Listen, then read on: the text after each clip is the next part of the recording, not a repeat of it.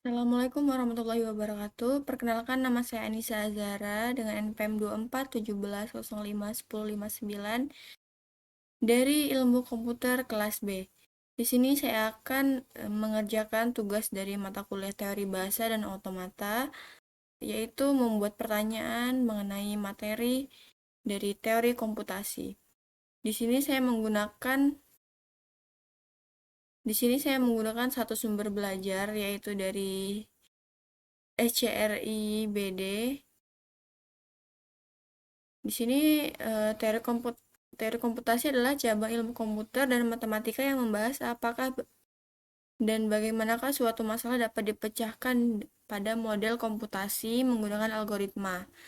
Bidang ini menjadi dua cabang, yaitu teori komputabilitas dan kompleksitas. Untuk melakukan studi komputer dengan ketat, ilmuwan komputer bekerja dengan abstraksi matematika. Ada beberapa model yang paling digunakan, namun yang paling umum dipelajari adalah mesin Turing.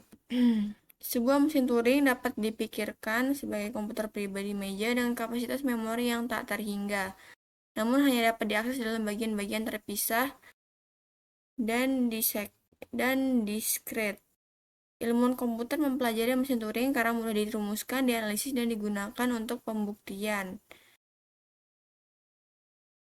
Oke, dari sini kita dapat membuat pertanyaan, yaitu mengenai mesin Turing dan juga hubungannya dengan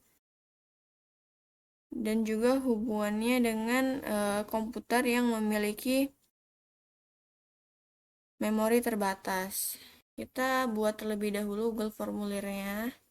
Jadi pertanyaannya adalah, apa hubungan dari mesin Turing yang dapat memecahkan masalah dengan komputer yang memiliki memori terbatas? Oke, jadi dari pertanyaan ini, hubungan antara masalah yang dipecahkan oleh mesin Turing dan juga komputer yang memiliki memori terbatas itu adalah masalah yang diputuskan oleh mesin Turing itu sama-sama menggunakan memori yang terbatas.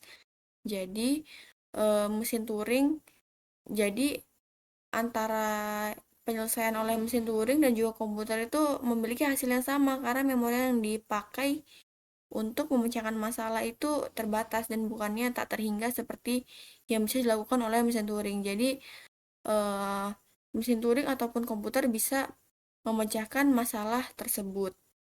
Oke, jadi kita tulis dulu jawaban benarnya.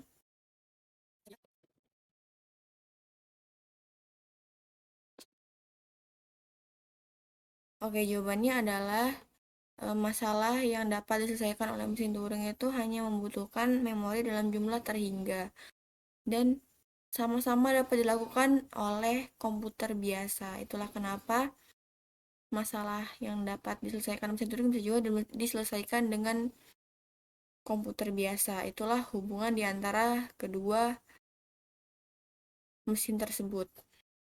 Oke, untuk opsi yang lain kita bisa isi dengan jawaban yang kurang tepat atau salah ya. Komputer dengan memori terbatas tidak akan pernah bisa memecahkan masalah yang sama dengan mesin Turing karena biasanya orang-orang itu terpatok pada kehebatan sebuah mesin tanpa melihat apakah masalah tersebut bisa diselesaikan dengan cara yang biasa saja atau harus dengan cara yang luar biasa.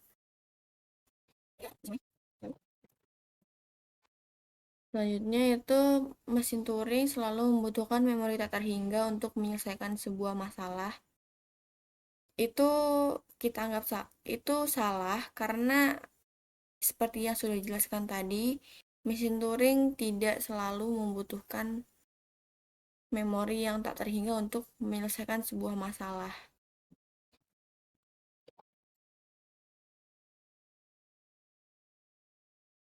Oke, jadi inilah keempat opsi dari pertanyaan apa hubungan antara masalah yang terputuskan atau terpecahkan oleh mesin Turing dengan komputer yang memiliki memori terbatas. Yang benar adalah opsi pertama.